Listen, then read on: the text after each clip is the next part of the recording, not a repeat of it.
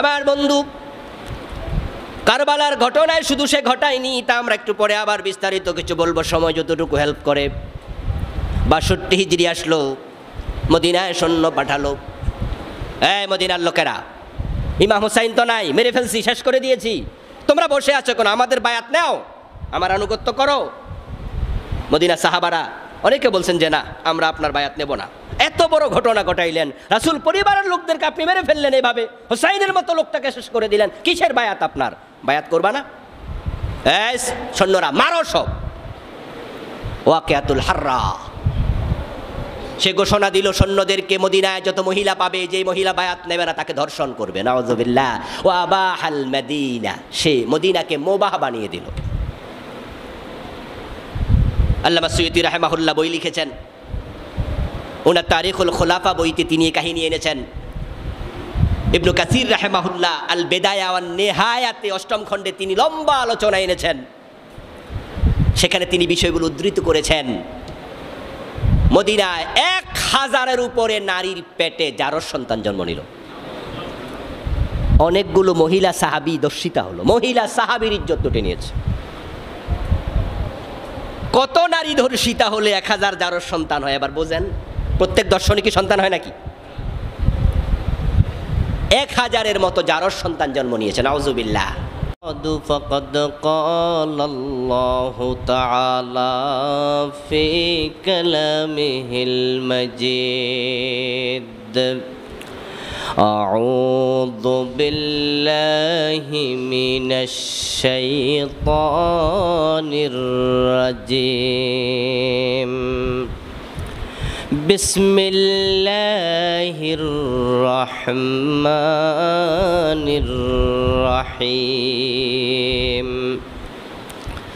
إن الله وملائكته يصلون على النبي يا أيها الذين آمنوا صلوا عليه وسلموا تسليما اللهم صل على محمد وعلى آل محمد كما صليت على إبراهيم وعلى آل إبراهيم إنك حميد مجيد اللهم بارك على محمد وعلى آل محمد كما باركت على إبراهيم وعلى آل إبراهيم إنك حميد مجيد اللهم صل وسلم وبارك عليه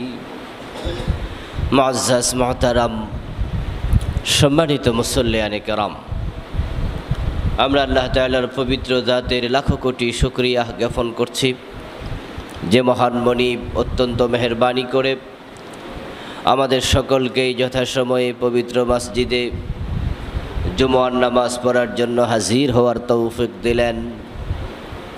করোনার চলমান বিপর্যস্ততার মাঝেও যিনি আমাদেরকে সুস্থ রাখলেন, আমরা শুরুতে আমাদের সে মনিব আল্লাহ তাআলাকে শুকরিয়া জানাই, কৃতজ্ঞতা জানাই, কালিমাতুশ শুকর ফরি আলহামদুলিল্লাহ। দুরুদ ও সালাম বিশ্বনবী সৈয়দুল মুরসালিন ইমামুনা কুদওয়াতুনা হাবিবুনা উসওয়াতুনা সনাদুনা তবিবু কুলুবিনা মুহাম্মাদুর রাসূলুল্লাহ সাল্লাল্লাহু আলাইহি ওয়াসাল্লামের উপর, সাহাবায়ে কেরাম ও শুহাদায়ে জামের আলা ইল্লিয়িন আল্লাহ তাআলার কাছে কামনা করছি, বলুন আমিন। সম্মানিত ভাইয়েরা, আজকে 10ই মুহররম। আমরা গত জুমায় ইয়াউমে আশুরার কিছু তাৎপর্য নিয়ে কথা বলেছি। ইনশাআল্লাহ আজকে আমরা ইয়াউমে কারবালার দিনে যে মর্মন্তুদ লোমহর্ষক ঘটনা ঘটেছিল, ইসলামের ইতিহাসে সবচেয়ে দুঃখজনক অধ্যায়ের একটি অংশ, আমরা সে কারবালার ইতিহাস নিয়ে আলোচনা করব ইনশাআল্লাহ। এই কারবালা সম্পর্কে আমাদের জানা দরকার। সেদিন কি ঘটেছিল তা আমরা জানব, কেন ঘটেছিল সেটাও আমরা জানব, আমাদের কি করণীয়, শিক্ষা কি সেটাও আমরা জানব। আমরা সকলে জানি কারবালার যে ঘটনাটি ঘটেছিল সেটা ছিল সম্পূর্ণ রাজনৈতিক একটি বিষয়, খেলাফত কেন্দ্রিক, রাষ্ট্র পরিচালনা কেন্দ্রিক ঘটনা। এই ঘটনা যদি কেউ বলে ইসলামে রাজনীতি নাই, তাহলে কারবালা নিয়ে আলোচনা করারও কোনো দরকার আর নাই। অথচ কারবালা নিয়ে আলোচনা হয় না এমন কোনো মসজিদ কি বাংলাদেশে আছে? এমন কোনো আলেম ওলামা পাওয়া যাবে না যারা এই কেন্দ্রিক কথা বলে না। কিন্তু ইসলামে রাজনীতি নাই এমন কথা বলার কিছু আলেম আছে কিনা? তো কারবালায় কান্দে কয় রাজনীতি নাই। এগুলো দ্বিচারিতা অথবা অজ্ঞতা। যদি অজ্ঞতা হয় তাহলে আল্লাহ ক্ষমা করুক, আর দ্বিচারিতা মানে নেফাক, মুনাফিকি। কারবালার ঘটনা বলে কাঁদলে কোনো অসুবিধা নাই, কিন্তু ইমাম হুসাইন রাদিয়াল্লাহু তাআলা আনহু যেই কারণে শহীদ হলেন ওই বিষয়ে উজ্জীবিত হয়ে কথা বললে কিছু অসুবিধা বর্তমানেও আছে না নাই? এই জন্যই দ্বিচারিতা, নেফাক, জেনে বুঝে পাশ কেটে যাওয়া। ইসলামের ইতিহাস আলোচনা হবে একটা মাত্র কারণে, সেটা হলো এখান থেকে আপনার শিক্ষা কি। এই জন্য কোরআন মাজিদে আল্লাহ তাআলা যেখানে এই জাতীয় আলোচনা করেছেন, অতীতের ইতিহাস কোরআনে আছে না? নূহ নবীর ইতিহাস, লূত আলাইহিস সালামের ইতিহাস, সামুদ জাতির ইতিহাস, আদ জাতির ইতিহাস, আসহাবে ফিলের ইতিহাস, আসহাবে উখদুদের ইতিহাস, প্রায় 1000 আয়াত ইতিহাস সম্বলিত। তো আল্লাহ তাআলা যেখানে বলছেন ইম্পর্ট্যান্ট জায়গাগুলোতে বলছেন শেষ দিকে, আফালা তুবসিরুন আফালা তাকিলুন। শেষে আল্লাহ সাবস্ট্যান্স, সার অংশ, মূল কথা, কনক্লুশনে গিয়ে বলছেন, এই তোমরা কি বোঝো না? তোমরা কি বুঝবে না? তোমরা কি দেখো না? তোমরা কি শিখবে না? তাহলে বোঝা গেল ইতিহাস বলার পিছনে উদ্দেশ্য কি? আমরা যেন শিখি, না হয় তাদের কাহিনী শুনে আমাদের কি লাভ। তো কারবালা নিয়ে আমরা কথা বলবো ইনশাআল্লাহ। এটা রাজনৈতিক একটি বিষয়। হযরতে হুসাইন রাদিয়াল্লাহু তাআলা আনহু যদি ইয়াজিদের খেলাফত মেনে নিতেন তাহলে কারবালার ঘটনা হয়তো ঘটতো না। তাহলে বোঝা গেল সব জায়গায় মেনে নেয়ার মানসিকতা ভালো না। সাদাকে সাদা বলুন, কালোকে কালো বলুন, এটা হচ্ছে ইনসাফ, এটা হচ্ছে আদল। আল্লাহ তাআলা আদালতের ব্যাপারে, ইনসাফের ব্যাপারে আমাদেরকে আদেশ করেছেন, ইয়ামুরুকুম বিল আদলি ওয়াল ইহসান। আমাদেরকে আদালতের বিষয়ে আল্লাহ তাআলা বলছেন তোমাদের প্রতি আদেশ, তোমরা আদালত কায়েম করো। কুমু কাওয়ামিনা বিল কিসত শুহাদা লিল্লাহ। একাধিক আয়াত আল্লাহ বলছে যে তোমরা আল্লাহর জন্য সাক্ষ্য হিসাবে ন্যায়ের পক্ষে দাঁড়াও। এটা কি আমাদের প্রতি আল্লাহ তাআলার উপদেশ না আদেশ? ইয়েস, এটা অর্ডার। এরপরে বলছেন আয়াতে, যদি তুমি ন্যায়ের পক্ষে দাঁড়ালে সেটা তোমার নিজের বিরুদ্ধে যায়, ওয়ালাউ আলা আনফুসিকুম আবিল ওয়ালিদাইন ওয়াল আকরাবিন, তোমার বাবার বিরুদ্ধে যেতে পারে। তুমি ন্যায়ের পক্ষে দাঁড়াইলে হয়তো এটা তোমার বাপের বিরুদ্ধে যাবে, মায়ের বিরুদ্ধে যাবে, তোমার আত্মীয় স্বজনের বিরুদ্ধে যাবে। কখনো কখনো ন্যায় কথা বললে তোমারও ক্ষতি হবে। এরপরও আমি আল্লাহর আদেশ হলো তুমি ন্যায়ের পক্ষে দাঁড়াতেই হবে। এখন ন্যায় বলতে গেলে যদি ইয়াজিদের বিরুদ্ধে চলে যায়, এখন ইয়াজিদ আমিরে মুয়াবিয়ার ছেলে, একজন সাহাবীর ছেলে, তাই বলি কি আমরা তার পক্ষ নিয়ে নেব? না। হক কথা বলতে গেলে নিজের বিরুদ্ধেও যেতে পারে কথা। আপনি হক কথা বলবেন, সেটা আপনার বাবার বিরুদ্ধে চলে গেছে। লা তাআতা লি মাখলুকিন ফি মাসিয়াতিল খালিক। আমরা জীবনের সব জায়গায় আনুগত্য করব কার? আল্লাহর। আল্লাহ এবং রাসূল যা বলছেন সেটা মানব। আল্লাহর কথার বাহিরে গিয়ে আমরা কোনো মাখলুকের অনুসরণ করব না। এই নীতির উপরে মরতে হবে। হঠাৎ মরে যাবেন, হতে পারে আপনি আজকেই মরে যাবেন। সুস্থ মানুষ মরে যায়, এমন ঘটনা আছে না? তা আপনি নীতির উপরে থেকে যেন মরেন। জুনাইদ বাবুনগরী রাহেমাহুল্লাহ মারা গেছেন গতকালকে। রাতেই জানাজা হয়ে গেছে। গতকাল সকালে ছিলেন জীবিত, আর আজকে নাই, চলে গেছেন। আমরা দোয়া করি আল্লাহ তাআলা তার কবরকে জান্নাতের টুকরা হিসাবে কবুল করুন। আল্লাহ তাআলা তাকে জান্নাতের উচ্চ মাকাম দান করুন। ওনার একটি আলোচনা গতকালকে ইন্টারনেটে দেখলাম যে উনি বলছিলেন লোকদের কাছে এক মাহফিলে, দোয়া করেন আল্লাহ যেন আমাকে ইমানের উপরে রাখে, আমি যেন হকের উপরে থেকে মরতে পারি। এটা প্রত্যেক মুমিনের চাওয়া, ঠিক না? হ্যাঁ, যখনই আমার কাছে একটা দোয়া কেউ চায়, এই দোয়াটা আমি সাথে সাথে ফিরে চাই, সেটা হলো হুজুর ইমানের উপর যেন থাকতে পারি। আমি বলি এই দোয়া আমিও চাই। অন্য দোয়া চাইতে যদি ভুলেও যাই, কেউ দোয়া চাইলে হয়তো চুপ থাকি বা বলি ঠিক আছে দোয়া করলাম, কিন্তু ইমানের উপরে যেন থাকতে পারি, মরতে পারি, এই দোয়া চাইলে আমি ফিরে দেই। কারণ এটা আমাদের সকলেরই চাওয়া উচিত। যে ইমান নিয়ে মরবে সে সফল, ঠিক কিনা? সম্মানিত ভাইয়েরা, আমরা জানি যে রাসূল সাল্লাল্লাহু আলাইহি ওয়াসাল্লাম তিনি মদিনা 10 বছর প্রেসিডেন্ট ছিলেন এবং খেলাফতের জন্য, রাজত্বের জন্য আল্লাহর কাছে তিনি দোয়া করছেন, ওয়াজআললি মিন লাদুনকা সুলতানান নাসিরা। হে আল্লাহ, হিজরতের পথে তিনি বলছেন, হে আল্লাহ, তোমার পক্ষ থেকে তুমি রাষ্ট্র ক্ষমতা দিয়ে আমাকে সাহায্য করো। তো রাষ্ট্র ক্ষমতা চাইলে লোভ, হুজুররা লোভী, হুজুররা ক্ষমতা চায়। তাহলে রাসূল যে দোয়া করতেছেন, এখানে আপনি কি বলবেন?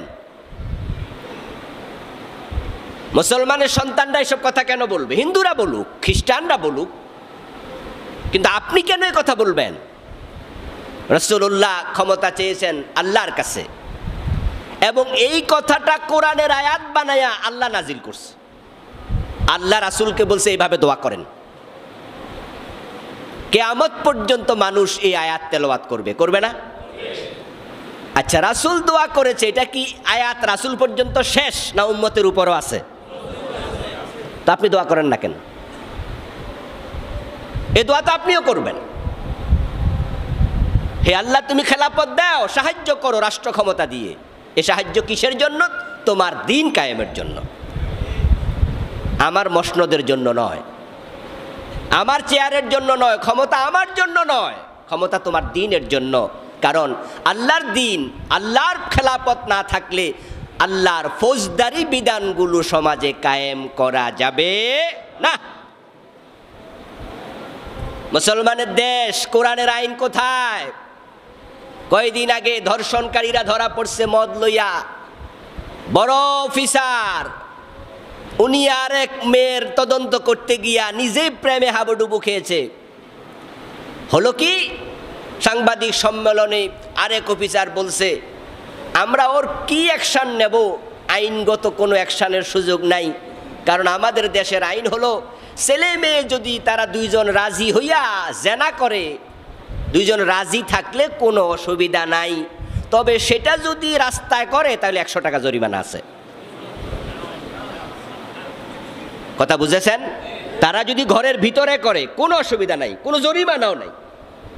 প্রকাশ্যে করলে, পাবলিকের সামনে করলি কেন, এজন্য জরিমানা কত?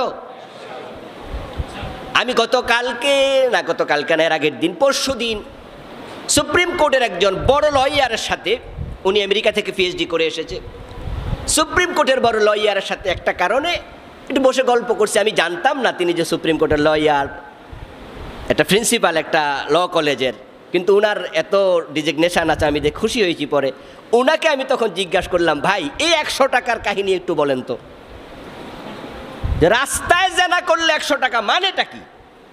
উনি আমাকে বললেন, হুজুর আইনটা হয়েছে 1800 এত সনে, সম্ভবত 1861 তিনি বলেছেন। ওই 1861 সনে আইন হয়েছে যখন পাকিস্তানও হয় নাই, কত আগে। ওই সময় তারা 100 টাকা জরিমানা করছিল। তাহলে তারা তখন কাফের ছিল, যারা আইন বানাইছে তারা বুঝছে যে এটা অন্যায়, তা 100 জরিমানা হবে। কেন এটা করবে প্রকাশ্যে? এই 100 টাকা আজকের এই দিনে তো কমপক্ষে 1 লাখ হওয়া উচিত, ঠিক কিনা? আরো বেশি হওয়া দরকার। তখন 100 মানে তো বিশাল ব্যাপার, 2-3 বিঘা জমি কিনালাম যাইত। আচ্ছা, এই আইনটা কি পরিবর্তন দরকার আছে না নাই? আল্লাহর আইন তো জেনা করছে 100 বেত লাগাও, আর বিবাহিত হলে পাথর মারো, নাউযুবিল্লাহি মিন যালিক। আল্লাহর আইন তারা নিল না, কিন্তু কমন সেন্স তো আছে, ওরা কমন সেন্স দিয়া তখন 100 করছিল। তাহলে বর্তমানে যারা আইন বানায় বুঝতে হবে তাদের কমন সেন্সটাও নাই, তাদের বিবেক মরে গেছে। তারা সেন্স করলো না। উনি আমার বলছে হুজুর একটা দুইটা অসংখ্য আইন আছে যেগুলো ওরা বানাইয়া গেছে, আর আমরা ইংরেজদেরকে গালি দেই, তাদের আইনগুলো চুমু দেই। এ হলো আমাদের বিবেক। কারণ আইন যদি শক্ত হয় তাহলে তো ওনাদের আকামের রাস্তা বন্ধ হয়ে যাবে। এখন এই অন্যায় অনাচার দূর করে আল্লাহর বিধান কায়েম দরকার আছে কিনা? এই কায়েম করার চেষ্টা করা নফল না ফরজ? তো এখন এই চেষ্টা যদি করতে চান তাহলে ক্ষমতার পরিবর্তন তো লাগবে। ইয়াজিদ ক্ষমতায় থাকলে হোসাইনের চিন্তা তো বাস্তবায়ন হবে না। বিশ্বনবী দোয়া করলেন, আল্লাহ দোয়া কবুলও করলেন। দিনহীন বেঁচে যাচ্ছে, থাকার জন্য ঘর নাই, কি খাবেন জানেন না, খাবার তৈরি নাই, এবং 2 সেট কাপড়ও সাথে নাই। আবু বকর সিদ্দিক রাদিয়াল্লাহু তাআলা আনহু সঙ্গী নবী মুহাম্মদ সাল্লাল্লাহু আলাইহি ওয়াসাল্লাম মুহাজির, উনি দোয়া করছে আল্লাহ রাষ্ট্র ক্ষমতা দিয়ে সাহায্য করো। আল্লাহ কয় কবুল করলাম। মদিনায় পৌঁছলো, আল্লাহ প্রেসিডেন্ট বানিয়ে দিল। সুবহানাল্লাহ। সবাই কান্দে নিয়ে লাফাইতে শুরু করলো। 10 বছর প্রেসিডেন্ট। উনি ইন্তেকাল করলেন। আবু বকর সিদ্দিক রাদিয়াল্লাহু তাআলা আনহু খলিফা হলেন। রাসূলুল্লাহ নিজে বানিয়ে যাননি, লোকজন মিলে বানাইছে। এটার নামে ভোট, এটার নামে গণতন্ত্র। রাসূলুল্লাহ একজনকে বানায়া দিতে পারতেন, কিন্তু তিনি পাবলিকের উপর ছেড়ে দিয়ে গেলেন। উনার ইন্তেকালের পরে সাহাবায়ে কেরাম বসলেন, মাশাওয়ারা করলেন। পরামর্শের পরে আবু বকরের ব্যাপারে অধিকাংশ যখন মতামত দিয়েছে, তখন সবাই মিলে তার হাতে বায়াত নিলেন, তিনি প্রেসিডেন্ট হলেন। এটাই তো ডেমোক্রেসি, এটাই তো গণতন্ত্র। পাবলিক মিলে তাদের নেতা বানাবে। এখন নাকি গণতন্ত্র আব্রাহাম লিঙ্কন বানাইছে, এই জন্য এটা হারাম, এটা নাজায়েজ, এটা শিরিক। আর আব্রাহাম লিঙ্কন তো আজ থেকে 150 বছর আগে গণতন্ত্রের থিওরি দিয়েছে। ওই গণতন্ত্রে পাবলিক ভোট দেয়, পাবলিক পরামর্শ দিয়ে নেতা বানায়। কিন্তু নবী মুহাম্মদ তো আজ থেকে 1300-1400 বছর আগে এটা শিখাই গেছে। আমি বলি গণতন্ত্র আমরা আব্রাহাম লিঙ্কন থেকে নয়, নবী মুহাম্মদ থেকে আব্রাহাম লিঙ্কন নিয়েছে। কারণ তিনি তো 1400 বছর আগে দিয়েছেন, সে তো 150 বছর আগে, 200 বছর আগে দিয়েছে। এখন এই গণতন্ত্রের ভিতরে কিছু বিষয় হারাম ঢুকে গেছে। এটা আব্রাহাম লিঙ্কন ঢুকাইছে, অন্যরা মেনে নিয়েছে। যেমন অধিকাংশের মতামত যদি হারামের পক্ষে হয়, হারামও জায়েজ, মেজরিটি মাস্ট বি গ্রান্টেড। এই জন্য পৃথিবীর কিছু কিছু দেশে, ওদের দেশের মানুষেরা তারা দাবি জানাইছে যে আমরা ছেলে ছেলেকে বিয়ে করতে চাই, মেয়ে মেয়েকে বিয়ে করতে চাই, নাউজুবিল্লাহ। তখন তারা সংসদে ভোটাভুটি করলো, এমপি বেশি হ্যাঁ বলল, আইন হয়ে গেল। এখন সমকামী বিবাহ বৈধ, এমন রাষ্ট্র পৃথিবীতে আছে কিনা? হ্যাঁ।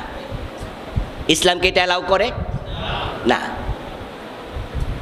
গণতন্ত্রের ভিতরে এটা হারাম ঢুকেছে, এটা নাজায়েজ। কিন্তু পাবলিক যদি চায় সরকারের অন্যায়ের বিরুদ্ধে কথা বলতে পারবে, এটা গণতন্ত্রের একটা অংশ, বাক স্বাধীনতা। ইসলামে এটা আছে না নাই? এটা কি নাজায়েজ না জায়েজ? হযরত ওমর কথা বলছে মসজিদে নববীতে, এরকম দাঁড়ায়া আপনার খুতবা দিচ্ছিলেন জুমার দিন, দাঁড়ায়া প্রশ্ন করেছে, ওমর এটা কেন করলেন? এমন ঘটনা আছে কিনা? এটা বাক স্বাধীনতা। গণতন্ত্রের ভিতরে বাক স্বাধীনতা আছে, এটা হারাম নয়, এটা জায়েজ। রাষ্ট্রপ্রধান অন্যায় করলে রাষ্ট্রপ্রধানের বিরুদ্ধে কথা বলার সুযোগ আছে, ইসলাম এটা দিয়েছে। গণতন্ত্রেও সেটা আছে না নাই? আমি হোয়াইট হাউসের সামনে এক ব্যক্তিকে দেখলাম, একটা সাইকেল নিয়ে, সাইকেলে একটা পোস্টার লাগাইয়া, সে হাতে একটা হ্যান্ড মাইক নিয়ে ডোনাল্ড ট্রাম্পের বিরুদ্ধে অকথ্য ভাষায় গালিগালাজ করছে। ডোনাল্ড ট্রাম্প ইজ টেরোরিস্ট, এই সেই যা বলার সে বলতেছে হোয়াইট হাউসের সামনে। একা, এবং ব্যানারের মাঝে ডোনাল্ড ট্রাম্পের একটা ছবি টানাইয়া ওটার মাঝে ললিপপ দিছে। ললিপপ বোঝেননি? ওই যে ছোট্ট পোলাপান যে খায়, বাচ্চারা খায়, ললিপপ দিছে ডোনাল্ড ট্রাম্পের মুখে। একটা ব্যঙ্গ টাইপের ব্যানার, সেখানে লিখছে ডোনাল্ড ট্রাম্প ইজ টেরোরিস্ট, আরও কি কি লেখা। আমি ফটো করলাম, আমার সাথে যারা ছিল আমি তাদেরকে বললাম, আহা, প্রেসিডেন্ট ভবনের পাশে দাঁড়াইয়া প্রেসিডেন্টের বিরুদ্ধে এক লোক মাইক লইয়া গালিগালাজ করছে, ব্যঙ্গচিত্র আঁকছে, পুলিশ দাঁড়াইয়া আছে, কিচ্ছু বলছে না। আমরা দেশে হইলে তো গুলি করে দিত, ঠিক না? গণতন্ত্রের প্রকৃত চর্চা আমাদের দেশে নাই, ও দেশে আছে। তাই মানুষরা ভালো আছে, স্বাধীনতা নিয়ে আছে। আমার বন্ধু ইসলামে শিখিয়েছে এটা, প্রেসিডেন্ট অন্যায় করবে, অন্যায় দেখলে একজন হলো দাঁড়ায়া প্রতিবাদ করবে। এটা ভালো দিকটা খারাপ দিক? তো গণতন্ত্রের সব হারাম, এটা আত্মারে কই লোকে। কিছু লোক এখন বেরিয়েছে দেখবেন গণতন্ত্রের বিরুদ্ধে কথা বলে যাচ্ছে। ইসলামে ভোটাভুটি নাই, রাজনীতি নাই, গণতন্ত্র নাই, ওরা কি চায়? তাহলে রাষ্ট্র ক্ষমতা পরিবর্তন হবে কিভাবে? যদি ভোটাভুটি না হয়, রাজনীতি না থাকে, গণতন্ত্র না থাকে, ওয়ে আছে একটা, সেটা হলো জঙ্গিবাদ, সন্ত্রাসবাদ, যেটা ইসলাম সাপোর্ট করে না। গণতন্ত্রের যে দিকগুলো হারাম আমরা সেগুলো সমালোচনা করব, যেগুলো জায়েজ সেগুলোকে জায়েজ বলবো, কিন্তু সবটাকে হারাম বলার সুযোগ কোথায়? গরুর পেটের ভিতরে গোবর আছে না নাই? খাওয়া জায়েজ আছে তো, তাই বলে গরু হারাম, ঠিক না? গরুর পেটের ভিতরে গোবর আছে তাই বলে আপনি বলবেন গরু খাওয়া হারাম? এটা কি ইনসাফ হলো? আবু বকর রাদিয়াল্লাহু তাআলা আনহু খলিফা হলেন, 2.5 বছরের মতো দেশ শাসন করলেন। হযরত ওমর রাদিয়াল্লাহু তাআলা আনহু পরে হলেন, উনি ছিলেন অনেক দিন, 10 বছর।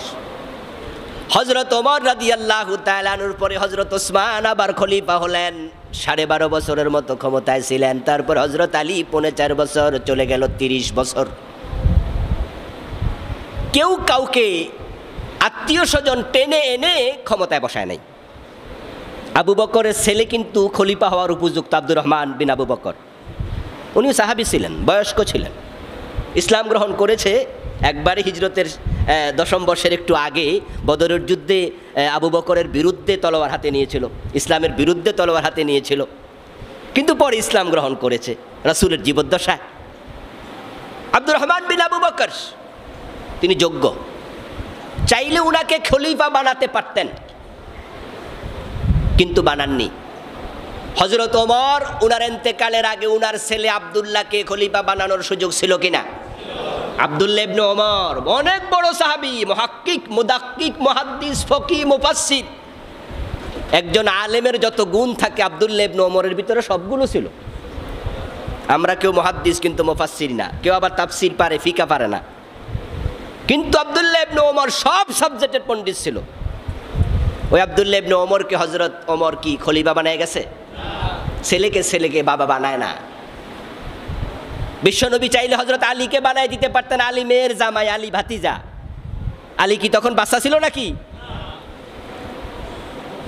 হযরত আলীকে বানান নাই।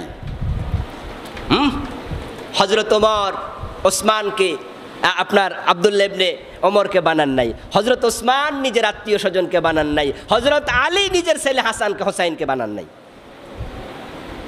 তাহলে ছেলের ছেলে প্রেসিডেন্ট হবে, এটা কি ইসলামী নিয়ম? না, এটা ইসলামী নিয়ম ছিল না। হযরত মুআবিয়া রাদিয়াল্লাহু তাআলা আনহু খলিফা হলেন, তিনি তার জীবদ্দশায় হযরত হাসান রাদিয়াল্লাহু তাআলা আনহু 6 মাস খেলাপথে ছিলেন। তারপরে হযরত মুআবিয়া রাদিয়াল্লাহু তাআলা আনহু খেলাপথ নিয়ে একটু বাকবিতণ্ডা হলো, হযরত হাসান ছেড়ে দিলেন যে ঠিক আছে, উনি মুরব্বী, উনি দেশ চালাক। মুআবিয়া রাদিয়াল্লাহু তাআলা আনহু ইন্তেকাল করলেন 60 হিজরিতে। 50 হিজরিতে উনি সিরিয়াতে ঘোষণা করলেন যে আমার পরে এই দেশের প্রেসিডেন্ট হবে, আমির হবে আমার ছেলে ইয়াজিদ ওয়ালিউল আহাদ, প্রিন্স, ক্রাউন প্রিন্স, যেটা সৌদি আরবে বর্তমানে আছে। যেমন বর্তমান প্রেসিডেন্টের নাম কি? সালমান। কিন্তু পরবর্তী প্রেসিডেন্ট কে হবে? Crown prince Mohammed MBS Mohammed bin Salman. ঘোষণা হয়ে গেছে, সিস্টেম আছে। পরবর্তী কে প্রেসিডেন্ট হবে? হযরত মুয়াবিয়া এটা চালু করলেন। মুয়াবিয়া রাদিয়াল্লাহু তাআলা আনহু যে এটা চালু করলেন তার ইন্তেকালের 10 বছর আগে তিনি তার ছেলেকে ওয়ালিউল আহাদ ঘোষণা করলেন, ক্রাউন প্রিন্স, পরবর্তী প্রেসিডেন্ট ঘোষণা করলেন। শুধু ঘোষণাই তিনি করেননি, ওর পক্ষে তিনি বায়াত নেওয়া শুরু করলেন যে আমার পরে তোমরা তার আনুগত্য করবে। কারা কারা হাত তোলা দাও, আসো আমার কাছে বায়াত পড়ো, আমার পরে আমার ছেলে এটা হবে। হযরত মুয়াবিয়া সাহাবী ছিলেন। মুয়াবিয়া রাদিয়াল্লাহু তাআলা কাতিবুল ওহী ছিলেন, ওহীর লেখক ছিলেন, অনেক বড় জলিলুল কদর সাহাবী ছিলেন। কিন্তু আমরা একটা প্রশ্ন রাখতে চাই, এই কাজটা যিনি করছেন এটা কি রাসূলের সুন্নাহর ফলো হচ্ছে? আবু বকরের, ওসমানের, আলীর? না, এটা নতুন একটি সিস্টেম যেটা ইসলামে এর আগে ছিল না। এখন যদি আপনি বলতে যান এটা সুন্নত, তাহলে আপনাকে বলতে হবে কার সুন্নত? রাসূলেরও না, আবু বকর, ওমর, ওসমান, আলী রাদিয়াল্লাহু তাআলা আনহুমেরও না, এটা হযরত মুয়াবিয়ার সুন্নাহ। তিনি একজন সাহাবী ছিলেন, আমরা শ্রদ্ধা করছি, যা শ্রদ্ধা দরকার সবটা। উনাকে কোনোভাবে ছোট করার সুযোগ নাই। উনার ব্যাপারে আপনার অন্তরে কোনো রকমের কষ্ট, কোনো রকমের প্রশ্ন থাকবে না, কারণ তিনি রাসূলের সাহাবী। উনার আমলে যদি কোথাও কোনো প্রশ্ন থাকে, না জায়েজ কাজ থাকে, এরপর উনি আপনার কোটি কোটি বছর আগে জান্নাতে যাবে। আপনি কেডা, আমি কেডা? এই জন্য উনার ব্যাপারে প্রশ্ন নয়, উনাকে আমরা উনার জায়গায় রেখে বলতে চাই যা তিনি আজকে করলেন এই কাজটা কি সুন্নাহর অনুসরণ হলো কিনা। এটা উনার ব্যক্তিগত একটি সিদ্ধান্ত। উনার এই ব্যক্তিগত সিদ্ধান্ত শুনে আরেকজন সাহাবী আমর ইবনে হাজাম রাদিয়াল্লাহু তাআলা আনহু সিরিয়ায় গমন করলেন। হযরত মুয়াবিয়ার কাছে গিয়ে বললেন, আযকুরুল্লাহ ফি উম্মতি মুহাম্মদ বিমান তাস্তাখলিফু আলাইহা। ও আল্লাহর নবীর সাহাবী, আমি নবী মুহাম্মদের উম্মতের ব্যাপারে আপনাকে আল্লাহর কথা স্মরণ করিয়ে দিতে চাই। আপনি তাদের ব্যাপারে পরবর্তী খলিফা নির্ধারণ যাকে করছেন তার বিষয়ে কাজটা মোটেও ঠিক হচ্ছে না। হযরত ওমরের ছেলে আব্দুল্লাহ আপনার ইয়াজিদের চেয়ে কোটি গুণ যোগ্য। ওমর তো আব্দুল্লাহকে প্রেসিডেন্ট। বরং আপনারা আশ্চর্য হবেন ইসলামের ইতিহাসের দিকে তাকালে।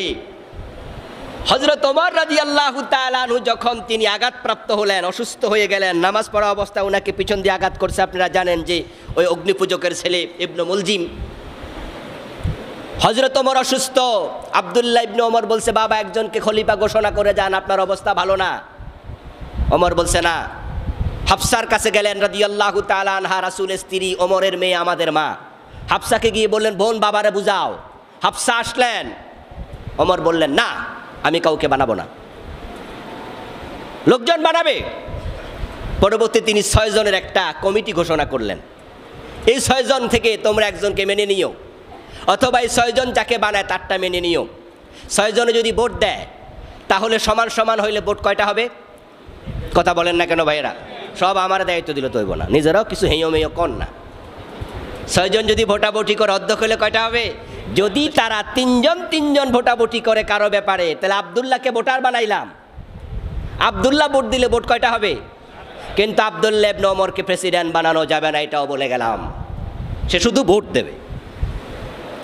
তাহলে নিজের ছেলেকে বানালেন না, বানানো যাবে না, এটা বলে গেলেন। কেউ যেন আঙ্গুল তুলতে না পারে ওমরের দিকে যে তিনি তার ছেলেকেও কিছু কিছু মজা নিছেন, ইঙ্গিত আছে, মনে হয় ইশারা ছিল। বলছে না, আব্দুল্লাহ নয়, সে ভোট দেবে শুধু। তাহলে 4 জন যদি ভোট দেয় এক পক্ষে, তাহলে সিদ্ধান্ত নেওয়া যাবে এখানে মেজরিটি মাস্ট বি গ্রান্টেড। এই মূলনীতিটাও আছে না নাই? তাহলে সব জায়গায় মেজরিটি মাস্ট বি গ্রান্টেড হারাম, সেটাও কিন্তু না। মেজরিটি মাস্ট বি গ্রান্টেড হারাম হবে আল্লাহর বিধানের যদি খেলাফ হয়। যেমন আমাদের সংসদ ভবনে 300 জন এমপি, 300 জন যদি একমত হয় মদ খাওয়া হালাল, হালাল হবে? এখানে মেজরিটি মাস্ট বি গ্রান্টেডের এক আনা দামও আল্লাহর বিধানের বাইরে যদি যায়, এখানে মেজরিটি মাস্ট বি গ্রান্টেড একবারে মূল্যহীন। সম্মানিত ভাইয়ারা, আমির মুআবিয়া রাদিয়াল্লাহু তাআলা আনহু জবাব দেন, ফাকালা নাসাহাতা ওয়া কুলতা বিরাইক। ও আমর ইবনুল হাজাম, তুমি আমাকে পরামর্শ দিয়েছো বুঝলাম, তবে তোমার এটা ব্যক্তিগত পরামর্শ, তোমার ব্যক্তিগত মতামত। ইন্নাহু লাম ইয়াবকা ইল্লা ইবনি ওয়া আবনাহুম ওয়া ইবনি আহাক্কু। সাহাবাদের ছেলেরা জীবিত আছে, আমার ছেলেও জীবিত। এখন আমাদের পরে তো সাহাবাদের ছেলেরাই কেউ না কেউ প্রেসিডেন্ট হবে। উনি তো সিনিয়র সাহাবী। এখন যারা বেঁচে আছে, আব্দুল্লাহ ইবনে ওমর, তার বাবা ওমর আমার কলি, আমরা রাসূলের সাথে একসাথে বসতাম। আব্দুল্লাহ ইবনে আব্বাস, আব্বাস আমার কলি, এখন আব্বাসের ছেলে আব্দুল্লাহ জীবিত। তাহলে এখন বড় বড় সাহাবীদের ছেলেরা জীবিত, তা আমিও তো বড়দের একজন, তা আমার ছেলে জীবিত, আমি মনে করি আমার ছেলে যোগ্য। এখন তো ছেলেরাই, ওয়া ইবনি আহাক্কু, আমার ছেলে বেশি হকদার। তাহলে বোঝা গেল মুআবিয়া রাদিয়াল্লাহু তাআলা আনহুর সিদ্ধান্তের ব্যাপারে তিনি অটল অবিচল ছিলেন, কিন্তু তার সাথে দ্বিমত করেছে তার জীবদ্দশায় এমন সাহাবাও আছে, তারা বলছে যে এটা ঠিক হচ্ছে না। আমরা দেখেছি গত কয়দিন আগে, 2-3 দিন আগে একজন বড় মাপের ফিস সাহেব বাংলাদেশে বক্তৃতা দিচ্ছেন। উনি তার মাজলিসে বলতেছেন আমিরে মুআবিয়া রাদিয়াল্লাহু তাআলা আনহুর সিদ্ধান্ত ঠিক ছিল, এর কারণ খেলাফত নিয়ে এর আগে অনেক হানাহানি মারামারি হয়েছে, যার কারণে আমিরে মুআবিয়া ভাবলেন যে আর হানাহানি মারামারি দরকার নাই, তাই আমি আমার ছেলেরে দিয়ে যাই। আচ্ছা আপনারা বলুন তো, খেলাফত নিয়ে এর আগে হানাহানি কার সাথে হয়েছে? এর আগে তো হানাহানি আর হয়নি, তো তাহলে অনেক হানাহানি হয়েছে, আপনি পাইলেন কই? মুআবিয়া রাদিয়াল্লাহু তাআলা আনহুর সিদ্ধান্ত যদি আপনি সঠিক বলতে হয়, তাহলে নবী মুহাম্মদ সাল্লাল্লাহু আলাইহি সাল্লাম, আবু বকর, ওমর, ওসমান, আলী পর্যন্ত যা ছিল সেটা ব্যাঠিক হওয়া লাগে, ঠিক কিনা? এটা তো বাস্তব। এটা যদি সঠিক হওয়া লাগে, ওটা ব্যাঠিক হওয়া লাজম। দুইটা তো বিপরীতমুখী। আর যদি আপনি আগের গুলাকে সঠিক বলেন, তাহলে মুআবিয়া রাদিয়াল্লাহু তাআলা আনহুর প্রতি 100% শ্রদ্ধা রেখে আপনাকে বলতে হবে এটা আমিরে মুআবিয়ার ইজতিহাদি গলত ছিল। উনি হয়তো এটা ভেবেছিলেন। তো যদি মুস্তাহিদ কোনো ভুল করে, মুস্তাহিদের ভুলের মাঝেও সওয়াব আছে না নাই? এজন্য হযরত মুআবিয়াকে দায়ী করার সুযোগ নাই। দ্বীনের প্রতি মুআবিয়া রাদিয়াল্লাহু তাআলা আনহুর ভালোবাসা আপনার চেয়ে আমার চেয়ে কম না বেশি ছিল? হ্যাঁ, সন্দেহ পোষণ করলে আপনি ঈমানিগত দুর্বল। আল্লাহর দ্বীনের জন্য হযরত মুআবিয়ার ভালোবাসা আপনার চেয়ে কোনো অংশে কম আছে, এটা মনে করলে আপনি ঈমানের দিক থেকে দুর্বল মানুষ। নিশ্চয় মুআবিয়া রাদিয়াল্লাহু তাআলা আনহুর ভালোবাসা দ্বীনের জন্য আমাদের চেয়ে কোটি কোটি গুণ বেশি ছিল, কিন্তু মানুষ হিসাবে ভুলের সম্ভাবনাও আছে না নাই? ভালোবাসা বেশি ছিল, কোনো সন্দেহ নাই, কিন্তু তিনি এখানে রাসূল এবং সাহাবায়ে কেরাম আসলাফদের অনুসরণ করেননি। আচ্ছা, হযরত মুআবিয়া রাদিয়াল্লাহু তাআলা আনহু ইন্তেকাল করলেন 60 হিজরির রজব মাসে। এবার যুবরাজ ইয়াজিদ পিতার সিংহাসনে বসলো।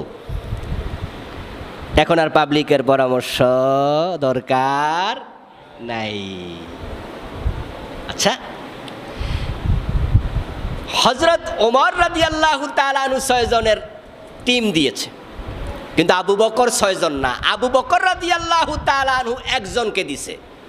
উনি ইন্তেকালের আগে লিখে গেছেন, বলে গেছেন আমার পরে খলিফা হবে হযরত ওমর। তাহলে বোঝা গেল যিনি প্রেসিডেন্ট তিনি পরবর্তী কাউকে নির্ধারণ করার সুযোগ আছে, কিন্তু নিজের ছেলেকে নয়, বাহিরের কেউ। এটাই হওয়া উচিত, এটা ইনসাফ, এটাই আদালত। তাহলে কি হয়? যোগ্য লোকেরা সামনে আসে। আর মনে রাখবেন, যোগ্য লোক যদি যোগ্য জায়গায় না বসে, অযোগ্যরা বসলে সেখানে হানাহানি, জিজ্ঞাসা, মারামারি, কাটাকাটি, অন্যায়, অনাচার, অসুন্দরের সৃষ্টি হওয়ার সম্ভাবনা আছে না নাই? এটা লাজেম। যোগ্যকে যোগ্য জায়গায় বসতে দেবেন, না হয় অযোগ্য লোক বসবে, ঝামেলা হয়ে যাবে। আচ্ছা, হেলফারকে যদি ড্রাইভারের সিটে বসিয়ে দেয়া হয়, পুলিশ যখন হাত তোলা দিয়া দাঁড় করাইয়া বলে ড্রাইভার সাহেব লাইসেন্স দেন, আর হে কয় আমি তো হেলফার, তখন পুলিশ কয় চালাইতে যেহেতু পারেন সামনে যান, ঠিক না? নাকি জরিমানা করে? কথা বলেন না কেন? কাগজ দাও, গাড়ির কাগজ দাও, মামলা খাও। কারণ কারণ পুলিশ বুঝেছে তোমার লাইসেন্স নাই, এটাই প্রমাণ করো তুমি চালানোর যোগ্যতম ব্যক্তি নও, তোমার স্বীকৃতি নাই, যোগ্যতার স্বীকৃতি নাই। তুমি পুরা যাত্রী লইয়া খাদে পড়তে পারো, তুমি আরেকবার গায়ে উঠতে পারো, তুমি আরেকটা গাড়িতে মারতে পারো, তোমাকে দিয়ে ভালো চলবে না, স্বীকৃতি লাগবে, লাইসেন্স দাও। যোগ্যরা যোগ্য জায়গায় আসবে। আমাদের বাংলাদেশের চট্টগ্রামে একজন পীর সাহেব আছেন, উনি নিজের ছেলেকে খলিফা বানান নাই। ফেরেড ময়দানে যখন বিশ্ববিখ্যাত মুফাসসির তাফসির করতেন, সেই মাহফিল উনি সভাপতি থাকতেন। কোন দরবারের পীর সাহেব? বাইতুশ শরফ। উনার এন্তেকালের আগে বলে গেছেন যে না, আমার ছেলে নয়, বরং আমার মুরিদদের মাঝে বেশি যোগ্য সে হবে খলিফা। হোক না তার বাড়ি সিটাং, তাক রাজশাহী, খুলনা, যেখানে হোক, আমার মুরিদদের মাঝে বেশি যোগ্য সে হবে খলিফা। এটা যদি হতো তাহলে দরবারগুলোতে আর টাকা নিয়ে ঝগড়া ফাসাদ সৃষ্টি হতো না। এখন পীর সাহেব মরার আগে পীর সাহেবের পুত্র রেডি হয়ে থাকে, মোসে তেল দে, আমি ওইটাছি। যোগ্যতা লাগবে না। এই জন্য আমাদের দেশে এমন দরবারও আছে যেই দরবারে পীর সাহেবের দাড়ি পর্যন্ত নাই, এমনও আছে না নাই? পুরা ক্লিন শেভ, উনি পীর সাহেব, কিচ্ছু না থাক, কারণ পীরের ছেলে তো, এটাই বড় যোগ্যতা। পীরের ছেলে পীর হবে, আমিরের ছেলে আমির হবে, এটা ইসলামী সিস্টেম নয়, বরং যোগ্যতম ব্যক্তি হবে। আচ্ছা, মসজিদ যদি একা কেউ বানায়, একা একটা মসজিদ বানায়, এমন ঘটনা বাংলাদেশে আছে না? অনেক পয়সাওয়ালা মানুষ একা মসজিদ বানাইছে, 2 তলা 3 তলা করেছে, সবটা করেছে, তাই বলে কি তার ছেলে ইমাম হবে? আচ্ছা, এইটা যদি হয় মসজিদ চলবে তো? ও বেটা ছেলে যদি বিড়ি টানে গাঁজা খায়, আর হে কয় যে আমি মসজিদ বানাইছি, আমি মোতাওয়াল্লি, আমার ছেলে হবে ইমাম, এটা কি হলো? এটা আমরা মানব না। মসজিদ হলো মাত্র 500 square feet, 2000 square feet, 3000 square feet, 5000 square feet, 10,000 square feet, সামান্য একটু জায়গা। এটার ইমাম হওয়ার জন্য যদি যোগ্যতা লাগে, নির্ধারিত ক্রাইটেরিয়া লাগে, তাম দেশের ইমাম হওয়ার জন্য আরো শক্ত ক্রাইটেরিয়া ফলো করা দরকার আছে কিনা? আবু বকর সিদ্দিক রাদিয়াল্লাহু তাআলা বুঝেছেন আমার ছেলে আব্দুর রহমান, সে সাহাবী, সে যোগ্য, কিন্তু হযরত ওমর কি তার চেয়ে কম যোগ্য না বেশি যোগ্য?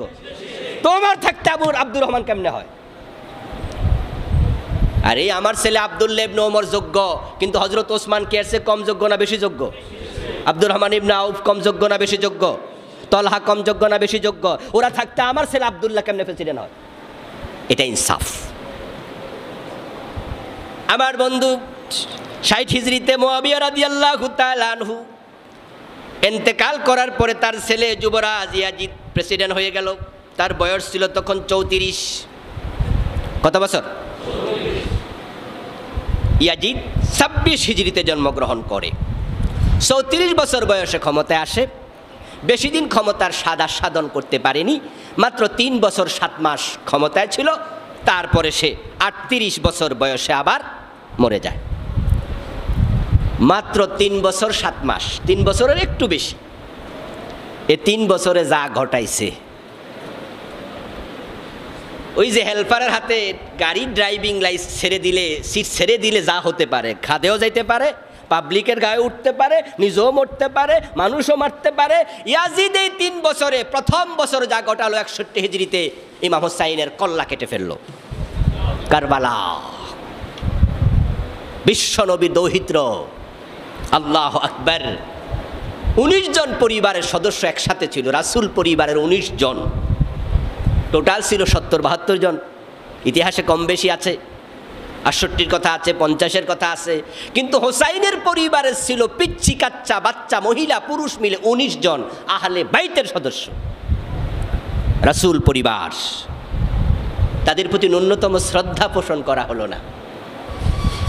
আরে ভাই, তাদেরকে তো হযরত হোসাইন তো বলছিলেন, পরিস্থিতি যখন দেখলেন খুব খারাপ, তিনি বলছিলেন তখন উবাইদুল্লাহ ইবনে জিয়াদের কাছে, এই আমি মারামারি করতে আসি নাই, আমাকে ছেড়ে দাও, মদিনায় ফিরে যাই। জিনা, তাহলে আমি দামেস্কে যাই, আমি ইয়াজিদের সাথে কথা বলি, সে কেন আচরণ করছে? বলল যাওয়া যাবে না, জিনা। তাহলে আমাকে অন্য কোনো জায়গায় নিরাপদে যেতে দাও।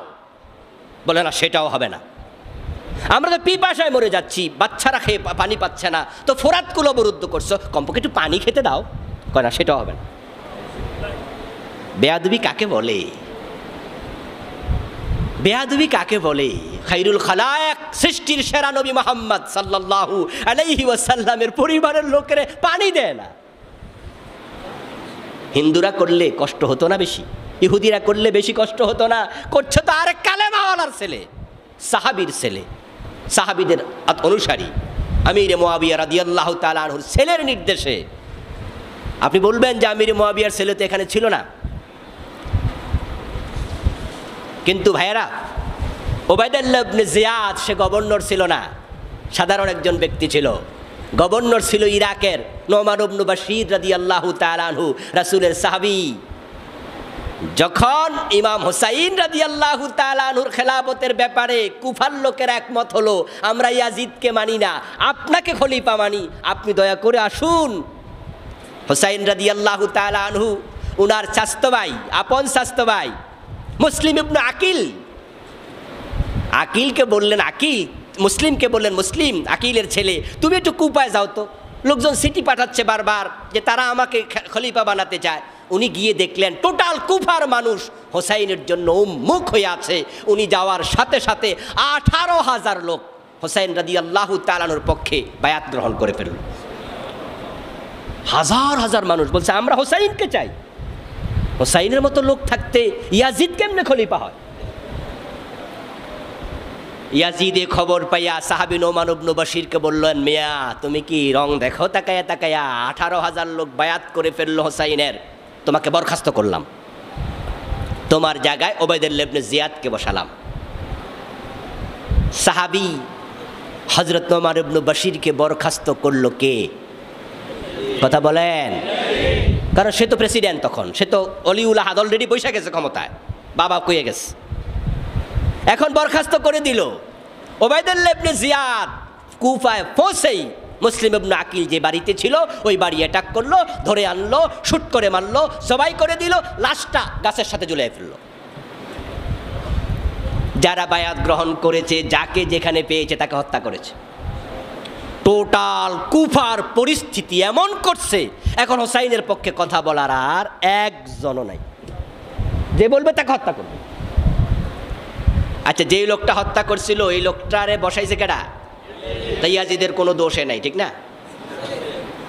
আর যেই লোকটা এসে মুসলিম ইবনে আকিলকে হত্যা করলো, হাজার হাজার কুফাবাসীকে হত্যা করলো, ওই লোকটা নিজে নিজে করলো নাকি যে বসাইছে তার নির্দেশনা ছিল? আচ্ছা, আমাদের ডিএমপি কমিশনার তিনি যদি রাস্তায় দাঁড়ায় একটা গুলি ছুড়ে একটা পাবলিক মাইরা ফেলে, খবর যখন হবে, নিউজ যখন হবে, প্রধানমন্ত্রী তখন জানতে চাইবেন না যে উনি পাবলিক মারলো কেন?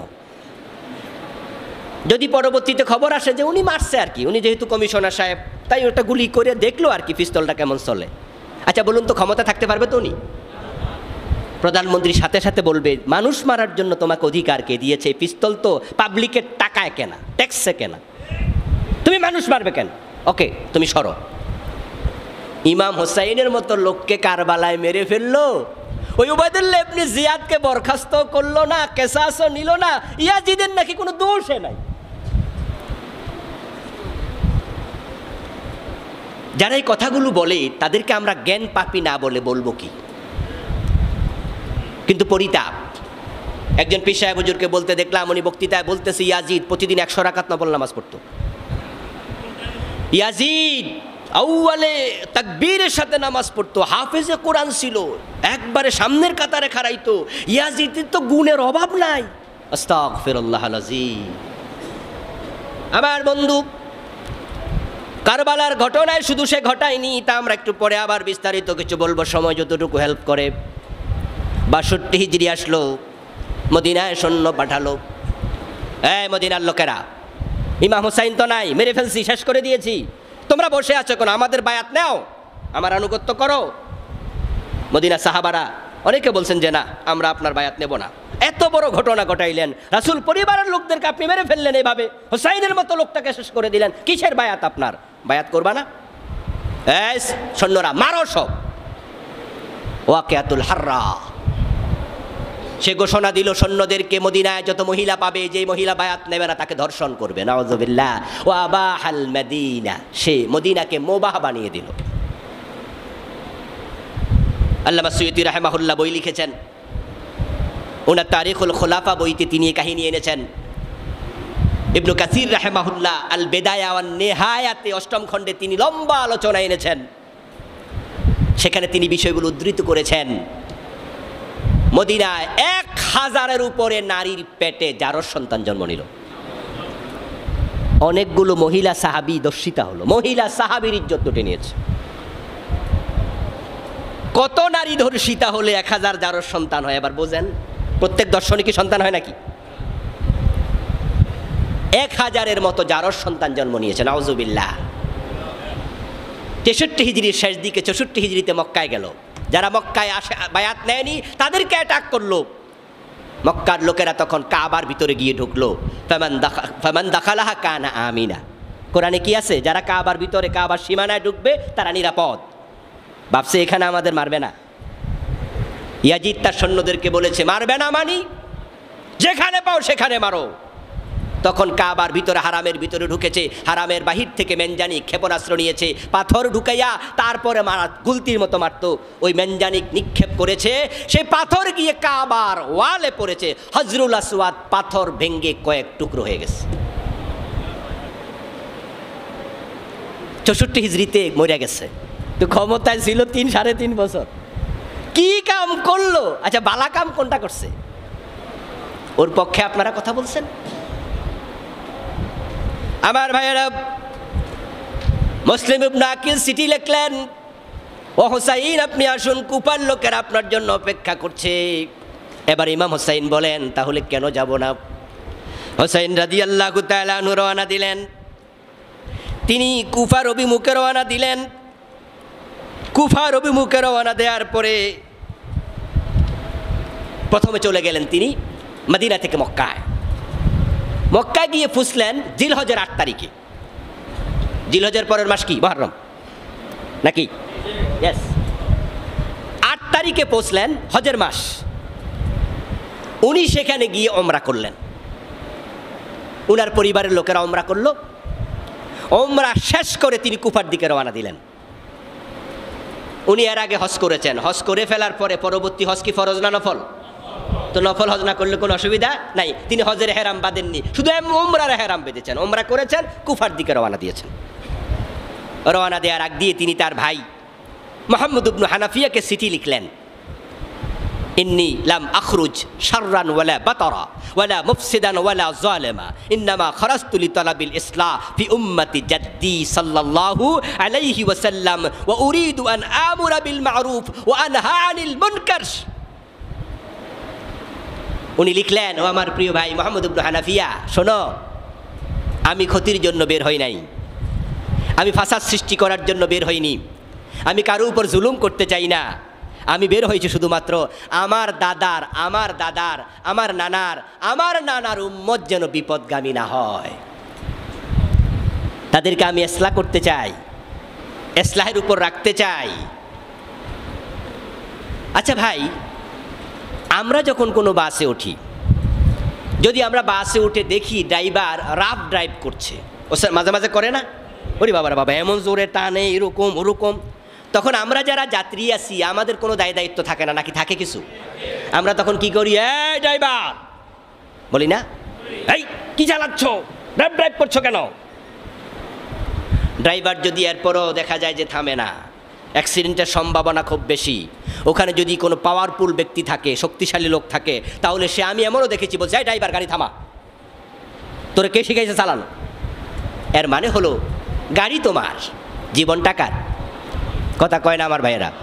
জীবনটা আমার জীবন নিয়ে সিনিমিনি খেলবা, এ অধিকার তোমাকে দেব না। ইয়াজিদ ক্ষমতায় বসবে, উম্মতে মুহাম্মদীকে নিয়ে সিনিমিনি খেলবে, এই অধিকার আমি ইয়াজিদকে দিতে পারি না। আমি বের হয়েছি আমার নানার উম্মতের ইসলাহের জন্য। সুবহানাল্লাহ পড়েন। হোসাইনের কি ক্ষমতার লোভ ছিল? কোনো প্রয়োজন নেই, কোনো প্রয়োজন নেই। হোসাইন রাদিয়াল্লাহু তাআলা আনহু এমন একজন ব্যক্তি, ইয়াজিদ যদি 100 বার প্রেসিডেন্ট হয়, যতটুকু সম্মান হবে হোসাইনের সম্মান কি এর চেয়ে কম না বেশি? প্রেসিডেন্ট না হলেও তো অনেক বেশি। সুতরাং উনি প্রেসিডেন্ট হয়ে সম্মানিত হওয়ার কোনো প্রয়োজন নাই। উনি বলছে এই জন্য ওনার ভাইকে, আমি এই জন্যই বের হচ্ছি। আমার ভাইয়েরা, প্রতিমধ্যে উনি রওনা দিয়া কবি ফারাজদাকের সাথে উনার দেখা হলো, তৎকালীন বিখ্যাত কবি মুসলিম। ফারাজদাক কুফা থেকে আসছিল, প্রতিমধ্যে দেখা, ভাইজান এই কোত্থেকে আসছেন? ফারাজদাক হোসাইনকে চিনে, হোসাইন রাদিয়াল্লাহু তাআলা ফারাজদাককে চিনে, বলল আমি তো কুফায় গিয়েছিলাম। এবার হোসাইন বলে বাইয়িন লানা নাবা আন-নাস খালফাক, তাহলে কুফায় যাদেরকে আপনার পিছনে রেখে আসছেন তাদের ব্যাপারে কি খবর একটু বলেন তো। উনি তো জানে কুফার লোকেরা রেডি, উনি গেলেই আনুগত্য করবে। তখন কি মোবাইলে যোগ ছিল? তাই খবর আর পায় নাই।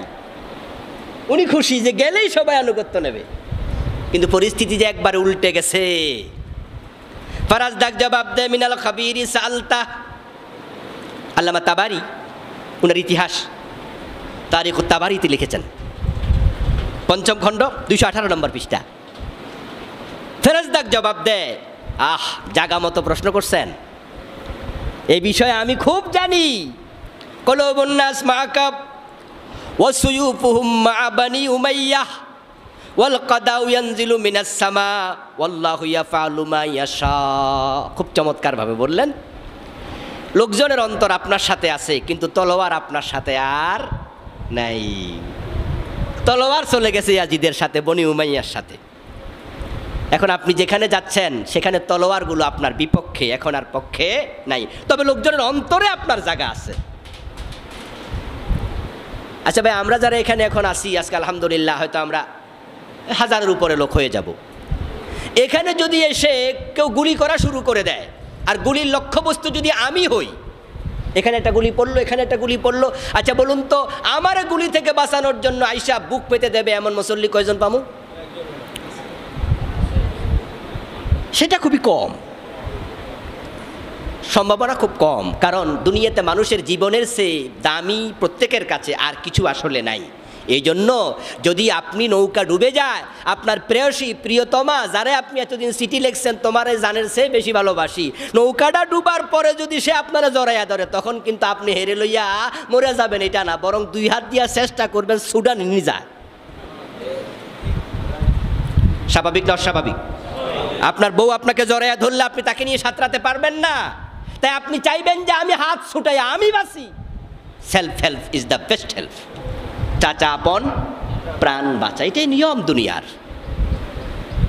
পরিস্থিতি উল্টে গেছে। মুসলিম ইবনে আকিলের লাশ ঝুলতেছে গাছে। গাছে কেন লাশ ঝুলা? বুঝাইয়া দিছে এই খবর আছে। এই জন্য বলছে মানুষের অন্তরে আপনার জায়গা আছে, কিন্তু তলোয়ার আপনার পক্ষে আর আর সিদ্ধান্ত ফয়সালা কিন্তু আকাশ থেকে হবে। সুবহানাল্লাহ পড়েন।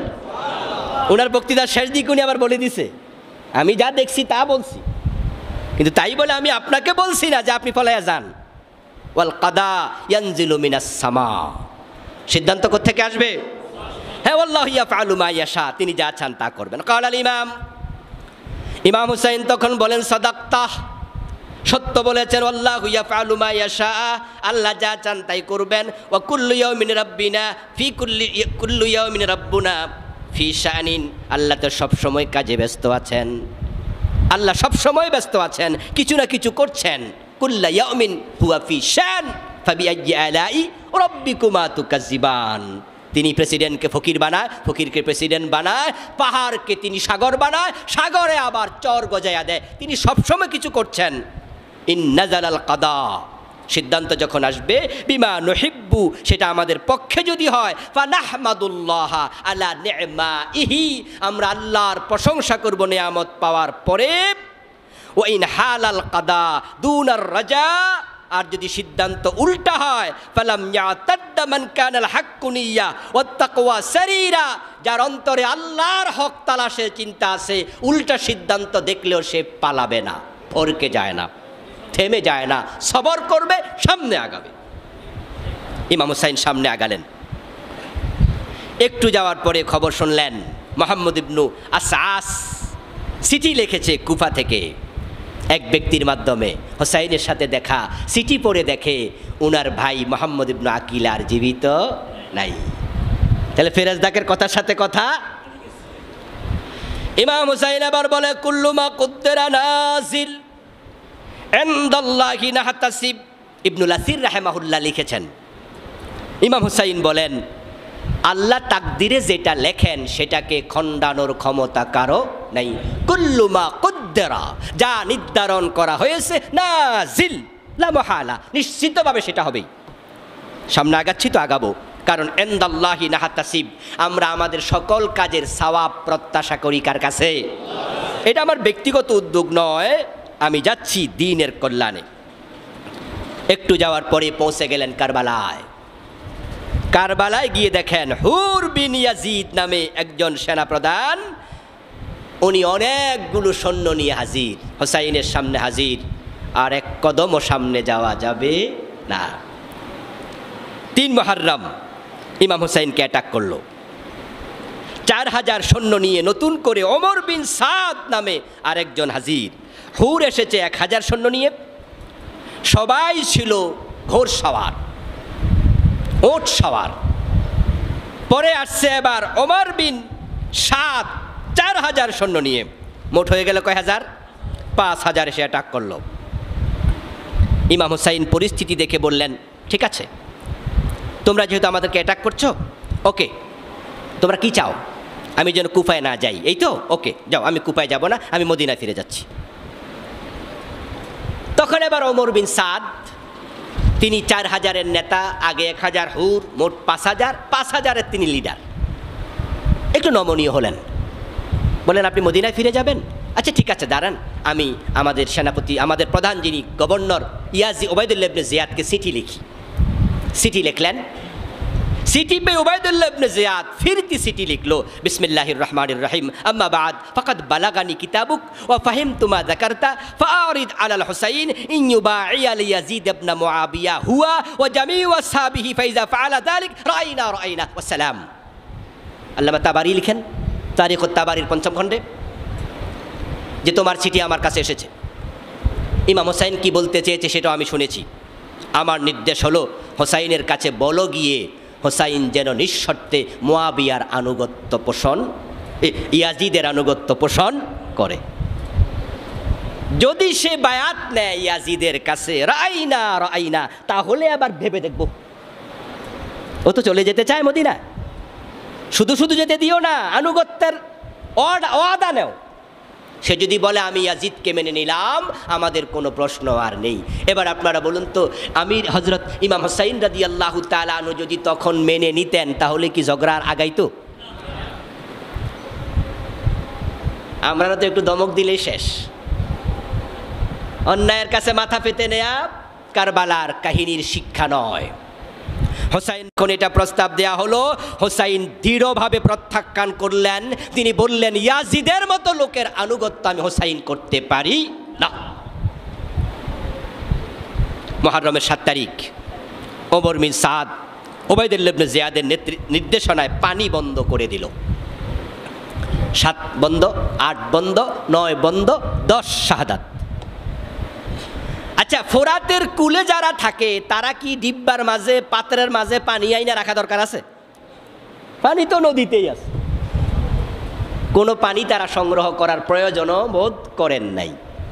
আর সফরের রাস্তায় বড় গামলা লইয়া অত যায় নাই, হঠাৎ করে পানি বন্ধ করে দিয়েছে। আচ্ছা আপনারা বলুন তো, যদি একদিন ঘরে পানি না থাকে কেমন হয়? 2 দিন, 3 দিন, আল্লাহু আকবার, পানি বন্ধ করে দাও। হোসাইন রাদিয়াল্লাহু তাআলা বললেন, অসম্ভব, যাই করো লাভ হবে না। হোসাইনকে তারা বলল, মুক্তির রাস্তা একটাই আছে, সেটা হচ্ছে নিঃশর্ত আনুগত্য, বায়াত নিন। কিন্তু তিনি নিলেন না, পরিস্থিতি জটিল। প্রথম যে সেনাপতি এসেছিল তার নাম কি? শ্রোতাদের পরীক্ষা নেওয়া দরকার। 1000 নিয়ে আসছিল, কি নাম? হুর বিন ইয়াজিদ। কিছু কিছু মুখস্থ রাখেন, সব কানে দিয়ে ঢুকে ছেড়ে দিয়েন না। কি নাম? হুর বিন ইয়াজিদ। ইমাম হুসাইনের কাছে গোপনে এসে বলল, আমি আপনার বিরুদ্ধে 1000 নিয়ে এসে আপনাকে অ্যাটাক করেছি, মাফ করে দেন, এখন থেকে আমি আপনার সাথী হয়ে গেলাম। হুর বিন ইয়াজিদ বলে, ওয়াল্লাহি ইন্নী ইন উখাইয়িরু নাফসি বাইনাল জান্নাতি ওয়ান নার ওয়াল্লাহি লা আখতারু আলাল জান্নাতি শাইয়া ওয়ালাউ কুতিতু ওয়া হুররিকতু। আমাকে জান্নাত জাহান্নাম সামনে দিয়ে যদি বলা হয় কোনটা বেছে নাও, বেছে নাও, একটা বেছে নিতে পারবে। আল্লাহর কসম করে বলি, আমাকে দুনিয়ায় যদি কেটে টুকরো টুকরো করা হয়, আমাকে যদি মেরে আমার লাশ জ্বালায়া দেয়া হয়, তারপর আমি জান্নাতকে প্রাধান্য দেব। ও আল্লাহর জান্নাতের জন্য আমি ইয়াজিদের নেতৃত্ব ত্যাগ করে আপনাকে নেতা মেনে নিলাম। সুবহানাল্লাহ। প্রথম 1000 সৈন্যের সেনাপতি হুর বিন ইয়াজিদ ইমাম হুসাইনের আনুগত্য করল। আচ্ছা, যদি ডিফেন্সের লোকেরা সরকারের সাথে বিক্রয় করে, সেনাবাহিনীর লোক যদি বিক্রয় করে, সাধারণ লোকের বিক্রয়, যেমন আমরা যারা সাধারণ লোক আছি, সরকারের বিরুদ্ধে আমি যদি 10 মিনিটও বক্তৃতা দেই, সরকার আমারে ধরে নিতে পারবে, কিন্তু মামলা দিতে পারবে না। এই কারণে অন্য মামলা দেয়া লাগবে। বলতে হবে যে হুজুরের মোবাইলে পর্ন ভিডিও পাওয়া গেছে, কারণ সরকারের বিরুদ্ধে কইছে। এটা কইলে কোনো মামলাই হবে না, কারণ গণতান্ত্রিক রাষ্ট্রে সরকারের বিরুদ্ধে কথা বলার অধিকার আছে না নাই? বলতে হবে হুজুর জঙ্গি। অন্য মামলা, হুজুরের বাসায় মদের বোতল পাওয়া গেছে। এবার বলুন তো, আমার 5 মিনিট বক্তৃতা কোনো মামলার ইস্যু নাই, কিন্তু সেনাবাহিনীর কোনো অফিসার সরকারের বিরুদ্ধে 1 মিনিট বক্তৃতা দিলে চাকরি থাকবে? শুধুমাত্র চাকরিয়ে যাবে না, তাকে সেনা আইনের মুখোমুখি হওয়া লাগবে। সরকারের পক্ষে থাইকা সরকারের চাকরি কইরা বিরুদ্ধে বলবা, অসম্ভব। এটা ফাঁসি হয়ে যেতে পারে, কোর্ট অফ মার্শালে বিচার হবে। এবার হুর বিন ইয়াজিদ যে ইমাম হুসাইনের পক্ষে আসলো, ইয়াজিদের পক্ষ থেকে জাতীয় বিচারের সম্ভাবনা আছে না নাই? রিস্ক নিয়েছে, খুব রিস্ক নিয়েছে, খুব ঝুঁকি নিয়েছে। এবার বলুন তো, ঝুঁকিটা যদি কুফার লোকেরা নিতে পারত, ওই 18,000, ওই 20,000, কোনো কোনো ইতিহাসবিদ বলেন 80,000 সিটি ইমাম হুসাইনের কাছে গিয়েছিল। কম বেশি হোক, লাখ লাখ লোক রাজি, তারাও যদি বলতো মরতে রাজি, হুসাইনের পক্ষে আসি, ইয়াজিদ কোনোভাবে তাদেরকে কন্ট্রোল করতে পারত না। কিন্তু তারা সেদিন দ্বিমুখী আচরণ করেছে। হুসাইন রাদিয়াল্লাহু তাআলা আনহুকে 61 হিজরিতে সেখানেই নির্মমভাবে শহীদ করা হলো। তিনি শেষ মুহূর্ত পর্যন্ত ইয়াজিদের আনুগত্য করা যাবে না এর উপর অটল ছিলেন। অন্যায়ের সাথে আপোষ করব না। উনার সঙ্গী সাথীরে গুলি করা হলো, মারা হলো। সময় চলে গেছে, কাহিনী কম বেশি আপনারা জানেন। একে একে করে হত্যা করা হলো। হুসাইন রাদিয়াল্লাহু তাআলা আনহু তাঁবুর বাহিরে বসে আছেন, একবারে দুশ্চিন্তাগ্রস্ত অবস্থা। হচ্ছে কি, হচ্ছে কি, সব তো মেরে ফেলতেছে। কি অন্যায় করেছি আমরা, কি করেছি, কি অপরাধ করেছি, এভাবে মেরে ফেলতেছে সব। এক পর্যায়ে এসে উনাকে তীরবিদ্ধ করা হলো, উনার কল্লা কাটা হলো, শহীদ করা হলো, কত কিছু করা হলো। উনার দেহের উপরে ঘোড়া দাবড়ানো হলো, দেহের হাড্ডি থেকে মাংস আলাদা করা হলো, বর্ষার ভিতরে মাথা বিদ্ধ করে দামেস্কে নিয়ে যাওয়া হলো। কঠিন আচরণ ওনার সাথে করা হলো। তিনি শহীদ হয়েছেন, মাথা নত করেননি। কবি নজরুলের জন্য বলছেন, দ্রিম দ্রিম বাজে গণদ্বন্দ্বী দামামা, হাকে বীর শির দেগা নেহি দেগা এ মামা। শির দেব, মাথা দেব, পাগড়ি দেব না, মাথা নোয়াবো না। অন্যায়ের বিরুদ্ধে মাথা তুলে দাঁড়াতে শিখতে হবে, এটা কারবালার সবচেয়ে বড় শিক্ষা। যদি আমরাও আজকে অন্যায়ের বিরুদ্ধে মাথা তুলে দাঁড়াতাম, অন্যায়কারীরা অন্যায়ের সাহস দেখাতো না। কিন্তু আমরা প্রতিবাদ করতে ভুলে গেছি। মহরম আসবে, আমরা কাঁদবো, হায় হোসেন হায় হোসেন বলে তাজিয়া হবে, শিয়ারা করবে, কিন্তু হোসাইন থেকে শিক্ষা নিচ্ছে না। এই জন্য কবি নজরুল আফসুস করে বলেছিলেন, ফিরে এলো আজ সেই মহরম মাহিনা, ত্যাগ ছাই মর্সিয়া ক্রন্দন চাহিনা। শিক্ষা নিতে হবে এই ইয়াজিদের ব্যাপারে। পরবর্তী আলেমরা কি কি কথা বলেছেন তার ব্যাপারে আমাদের আইডিয়া কি হবে, তার ব্যাপারে আমাদের কথা হবে ইমাম ইবনু তাইমিয়া রাহিমাহুল্লাহর কথা। ইমাম ইবনু তাইমিয়া চমৎকার করে বলেছেন, লা নুহিব্বুহু ওয়া লা নাসুব্বুহু, আমরা তাকে ভালোবাসবো না, তাকে গালিও দেব না। ইয়াজিদ ছিল দামেস্কে, হুসাইন রাদিয়াল্লাহু শহীদ হয়েছেন কারবালায়। ওই কারবালার মাঠে সে হাজির ছিল না। এখন তার নির্দেশনা কি ছিল, ইতিহাস কি বলে, আমরা তার বাহিরে কিছু বলতেও পারবো না। সেখানে আমরাও হাজির ছিলাম না, এজন্য আমরা তাকে কাফের বলে দিতে চাই না। সত্যিকার অর্থে সে নির্দেশ দিয়েছিল কিনা, নাকি উবাইদুল্লাহ বিন জিয়াদ অতি উৎসাহী হয়ে করেছে, আবার ক্ষমতার পক্ষে করেছে, তাই তিনি চুপ ছিলেন, কেসাস নেননি। তার অন্তরে কি ছিল, হোসাইনকে হত্যা করার স্বাদ ছিল কিনা। তার অন্তরের জামি আমরা নই, অন্তর জামি আমরা নই। এই জন্য আমরা জোর করে তাকে কাফের, সে মালউন এগুলো বলতে চাই না, কারণ এটা একটা ঝুঁকিপূর্ণ ফতুয়া। যদি কোনো ব্যক্তি কাউকে কাফের বলে, সে কাফের না হয়, তাহলে ফতুয়া তার দিকে ফিরে আসে। এই জন্য আমরা কাফের বলে দিতে চাই না। কিন্তু তার যে আচরণ, তার যে ইতিহাস, তার যে কৃষ্টি কালচার, তার যে কাজকর্ম, এটা নিশ্চয়ই ভালো মুমিনের পরিচয় বহন করে না। এই জন্য ইমাম যাহাবী রাহিমাহুল্লাহ বলছেন সে ভালো মানুষ না, তাকে লানত করা যাবে। আল্লামা আলুসি বলছেন তাকে লানত করা যাবে। ইবনু হাজার আসকালানী রাহিমাহুল্লাহ ওর ব্যাপারে বলছেন তার থেকে কখনো হাদিস নেওয়া যাবে না। আহমদ ইবনে হাম্বল রাদিয়াল্লাহু তাআলা আনহুকে উনার ছেলে সালেহ প্রশ্ন করেছিল, বাবা আমি শুনতেছি কিছু মানুষ নাকি ইয়াজিদকে ভালোবাসে। তখন হযরত ইমাম আহমদ ইবনে হাম্বল জবাব দেয়, আহা কি চমৎকার জবাব, আল ইউহিব্বু ইয়াজিদ আহাদুন ইউমিনু বিল্লাহি ওয়াল ইয়াউমিল আখির। ইমাম আহমদ ইবনে হাম্বল বলেন যে ব্যক্তি আল্লাহকে বিশ্বাস করে, আখিরাতে বিশ্বাস করে, যার ঈমান আছে, সে কি ইয়াজিদকে ভালোবাসতে পারে? তাহলে আপনাদের অন্তরে ইয়াজিদের ভালোবাসা যাদের আছে, তাহলে আপনি কই আছেন? যার ঈমান আছে সে ইয়াজিদকে ভালোবাসতে পারে না। হুসাইন রাসূলের কলিজার টুকরা। ইমাম ইবনে কাসির লিখেছেন হুসাইন রাদিয়াল্লাহু তাআলা আনহুর কর্তৃত্ব মস্তিষ্ক যখন আপনার দেমাশকে নিয়ে রাখা হলো ইয়াজিদের সামনে, ইয়াজিদ তখন হাতে লাঠি ছিল, ইমাম হুসাইনের মুখের মাঝে গুতা মেরেছেন। গুতা মারার পরে সেখানে একজন সাহাবী ছিলেন উপস্থিত, সম্ভবত আনাস বিন মালিক রাদিয়াল্লাহু তাআলা বা অন্য কোনো সাহাবী, নামটা আমার এখানে লেখা আছে, আমি এই মুহূর্তে ভুলে গেছি। উনি দাঁড়িয়ে গেছেন, দাঁড়িয়ে বলছেন, আপনি কাকে গুতা মারলেন? এই ঠোঁটে আমি রাসূলকে চুমু দিতে দেখেছি। যদি ইবনে কাসির রাহিমাহুল্লাহ ভিন্ন আরেকটি রওয়ায়াত তিনি এনেছেন বিদায়া নেহায়া ৮ম খণ্ডে, আপনারা পড়লেই পাবেন, মূল খণ্ড যাদের আছে, যে সেখানে লাশ ওনার মাথা নেয়ার পরে ইয়াজিদ বলেছিল, হুসাইন আমাকে ক্ষমা করো, আমি সেখানে থাকলে তোমার সাথে আচরণ করতে দিতাম না। এর রওয়ায়াতটাও আছে। আমরা ইনসাফের সাথে কথা বলি তাই দুইটাই বলি, কিন্তু এইটা পাওয়া যায় না ইতিহাসে যে মাথাটা নিছিল বর্ষার আঘাতে, ওরে ধইরা পিটাইছে। ইমাম হুসাইনের মাথা যে বেটা বর্ষায় বিদ্ধ করে দেমাশকে নিয়েছে, ওই বেটাকে দেখার সাথে সাথে তো হাতের চাবুক দিয়ে পিটাইয়া চামড়া তুলে ফেলার কথা ছিল। ও বেটা শহীদ করলি রাসূলের নাতিকে, আবার কল্যাণ কোন সাহস তো? কিন্তু এটা আমরা পাই না। তোরা যারা আমার নির্দেশ ব্যতীত হুসাইনকে হত্যা করেছিস, আমি তোদেরকে হত্যা করবো, এটা আল্লাহর অর্ডার, এটা কিসাস, এটা আমরা পাই না। এগুলো না পাওয়া প্রমাণ করে আসলে ইয়াজিদের অন্তরে কি ছিল, ভালো কিছু ছিল, এটা বলার সুযোগও নাই।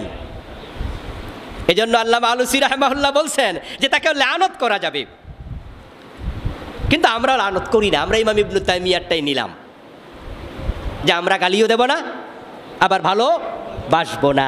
শেষ কথা বলছি, আল্লামা আলুসি রাহিমাহুল্লাহ একটি বক্তব্য খুব মজার, সেটা হচ্ছে তিনি বলছেন, ওয়ালি উমরি ওয়া হুয়া আদ-দালালুল বাঈদ আল্লাযী ইয়াকাদু ইয়াজিদু আলা দালালি ইয়াজিদা। রুহুল মাআনি 25 নম্বর খণ্ড 73 নম্বর পৃষ্ঠা। আল্লামা আলুসি রাহিমাহুল্লাহ বলেন, যারা ইয়াজিদকে ভালোবাসে, যারা ইয়াজিদের পক্ষে কথা বলে, আমি আমার জীবনের কসম করছি করে বলছি তাদের পথভ্রষ্টতা ইয়াজিদের চেয়েও বেশি। যারা ইয়াজিদকে ভালোবেসে কথা বলে তাদের ভ্রষ্টতা ইয়াজিদের ভ্রষ্টতার চেয়েও বেশি। ইমাম হুসাইন রাদিয়াল্লাহু তাআলা আনহু শাহাদাত বরণ করেছিলেন সত্যের পক্ষ নিয়ে। আসুন আমরা সত্যের পক্ষ নেই, যেখানে ঝুঁকি নেওয়া দরকার ঝুঁকে নেব, নো রিস্ক নো গেইন। যারা রিস্ক নিতে জানে না তাদের বিজয় আসে না। প্রয়োজনে যে মরতে জানে, বাছার অধিকার শুধুই তার। এই জন্য সত্যের পক্ষে দাঁড়িয়ে যাব। আল্লাহ তৌফিক দিন, বলেন আমিন। আসসালামু আলাইকুম ওয়া রাহমাতুল্লাহ।